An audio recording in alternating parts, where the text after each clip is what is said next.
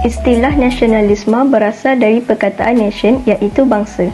Nasionalisme ialah perasaan cintakan bangsa dan negara sendiri yang mendalam. Ia berdasarkan idea bahawa setiap individu dan masyarakat boleh bekerjasama untuk mengekalkan identiti, integriti, kemakmuran dan kekuatan negara. Nasionalisme ialah satu cara berfikir yang menitik beratkan perpaduan dan kebebasan negara. Prinsip nasionalisme merangkui perpaduan, kebebasan, kesaksamaan, kepribadian dan pencapaian. Malaysia terdiri daripada beberapa kumpulan etnik yang berbeza, termasuk Melayu, Cina, India, orang asli dan kaum minoriti yang hidup berjiran. Di antara ketiga-tiga kaum tersebut, kaum Melayu adalah kaum yang terbesar di Malaysia, diikuti dengan kaum Cina dan India. Agama Islam iaitu agama rasmi negara, agama Buddha, Kristian dan Hindu adalah antara agama yang diamalkan secara meluas dan terbuka di Malaysia. Setiap individu di Malaysia diberikan hak kebebasan untuk mengamalkan mana-mana agama pilihan mereka. Dari segi bahasa pula, bahasa Melayu adalah bahasa rasmi negara. Namun begitu, adanya kepelbagaian dalam sesebuah negara, negara kita tidak dapat lari dari wujudnya isu-isu dalam mencapai perpaduan dan integrasi nasional, khususnya dari segi hubungan interpersonal. Beberapa cabaran untuk memupuk semangat nasionalisme dalam membentuk masyarakat Malaysia. Cabaran pertama ialah tingkah laku negatif yang berleluasa dalam kalangan generasi kini. Generasi kini mempunyai semangat individualisme yang sangat kuat di mana mereka lebih mengutamakan kepentingan mereka sendiri berbanding kepentingan negara mereka. Seterusnya ialah kurangnya pemahaman tentang sejarah Malaysia dalam kalangan rakyat Malaysia berbilang kaum. Khususnya minoriti bukan Melayu yang kurang bersemangat untuk mengambil tahu tentang sejarah negara mereka sendiri. Lebih-lebih lagi anak-anak muda yang lahir selepas Malaysia merdeka. Hal ini berlaku kerana mereka mengambil kesempatan dalam kesenangan dan kebebasan hidup yang mereka dapat sejak lahir. Mereka lupa bahawa apa yang mereka ada sekarang ini merupakan hasil titik peluh bahkan darah daripada tokoh-tokoh yang berusaha memperjuangkan kemerdekaan tanah Melayu. Akhir sekali adalah cabaran selaras dengan era globalisasi. Dalam dunia tanpa sepadan, maklumat kini hanya berada di hujung jari. Berjuta-juta info dapat dikongsi dan disebar tanpa adanya batasan, maka kemasukan budaya barat ke dalam negara menjadi lebih mudah. Terutamanya golongan muda yang paling terdedah kepada kesan buruk budaya barat ini. Hal ini kerana mereka membesar selaras dengan kemajuan teknologi yang semakin pesat.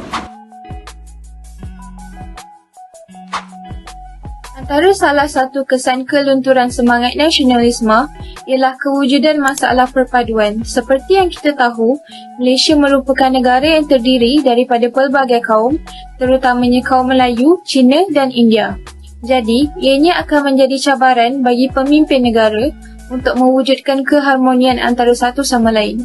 Jadi, sudah menjadi tanggungjawab kita untuk menjadi seorang rakyat Malaysia yang sanggup menepikan perasaan ego demi kesejahteraan tanah air. Tanpa peranan ini, negara akan menjadi kacau bilau dan berantakan seperti peristiwa 13 Mei 1696.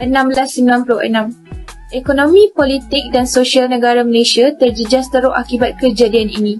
Nyawa-nyawa yang tidak berdosa juga terkorban akibat sifat angkuh mereka yang tidak mahu bekerjasama dalam mewujudkan Malaysia yang harmoni. Selain itu, rakyat yang tiada nilai nasionalisme di dalam diri boleh menjejaskan keselamatan negara. Kesetiaan kepada raja dan negara merupakan salah satu intipati penting seperti yang termaktub di dalam rukun negara. Tanpa kesetiaan di dalam diri seseorang individu, dia akan cenderung untuk menjual rahsia kerajaan ataupun menjadi pengintip negara luar dan anasir-anasir jahat yang ingin menghancurkan keharmonian Malaysia.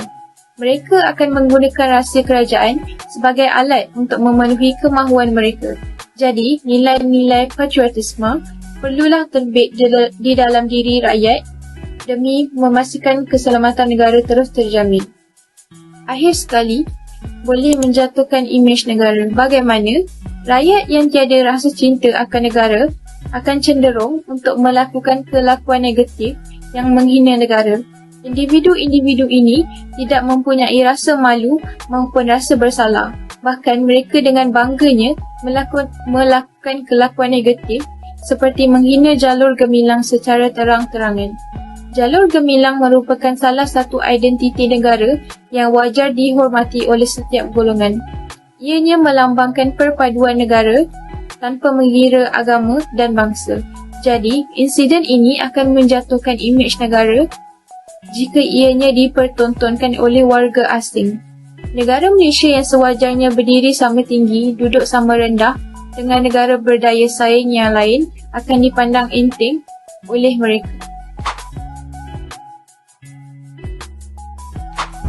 Cabaran memupuk semangat nasionalisme amatlah sukar kerana ramai orang yang kurang kesedaran betapa pentingnya semangat nasionalisme dalam diri kita.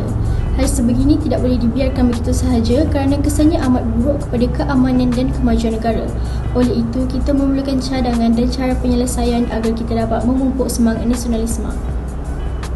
Pelbagai cadangan dan penyelesaian boleh kita lakukan, antaranya didikan ibu bapa. Ibu bapa mestilah membawa anak mereka melawat ke tempat yang bersejarah, contohnya Bukit Kepong, Hotel Famosa dan Muzium Negara. Hal ini supaya kita dapat memupuk semangat nasionalisme anak sejak kecil. Bak kata pepatah, meluntur buluh biarlah dari rebungnya. Selain itu, cadangan yang seterusnya ialah pihak sekolah mestilah bertanggungjawab supaya anak murid mempunyai semangat nasionalisme yang tinggi. Cara penyelesaiannya ialah menganjurkan aktiviti yang berkaitan dengan sejarah, tamsilnya mengadakan sambutan kemerdekaan, deklamasi sajak, debat dan nyanyian lagu patriotik. Dengan ini, anak murid mempunyai semangat nasionalisme yang tinggi dalam diri.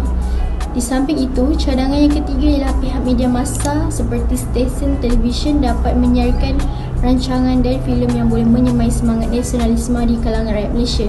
Misalnya menyiarkan filem yang berkaitan sejarah seperti filem Lieutenant Adenan, Bukit Kepong, Hati Malaya dan Sarjan Hassan. Dengan ini kita dapat mengingati tokoh sejarah yang berjuang bermati-matian supaya mendapatkan kemerdekaan di negara kita. Bak kata pepatah, harimau mati meninggalkan belang, manusia mati meninggalkan nama. Cadangan yang seterusnya ialah pihak kerajaan mestilah menjalankan tanggungjawab mereka. Contohnya mengadakan kempen kesedaran sejarah kepada semua rakyat Malaysia tanpa mengira usia.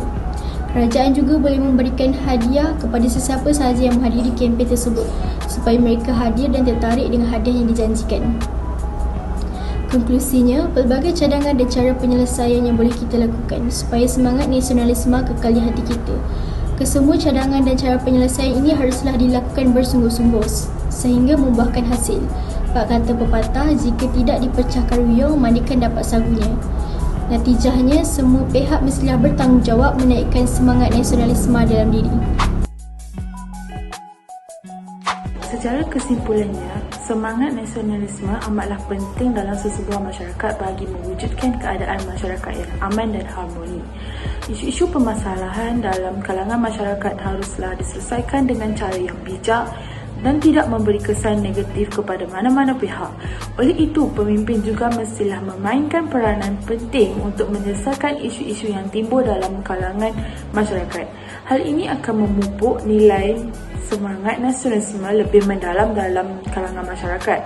Seterusnya, cabaran memupuk semangat nasionalisme berkurang dalam kalangan masyarakat haruslah dikenalpasti untuk lebih mudah menyelesaikan isu permasalahan. Tingkah laku negatif, kurangnya pemahaman tentang sejarah dan kesan budaya asing merupakan cabaran memupuk semangat nasionalisme dalam kalangan masyarakat. Oleh yang demikian, telah menjadi tanggungjawab bersama untuk menghadapi cabaran dan menyelesaikannya dengan cara yang paling efektif.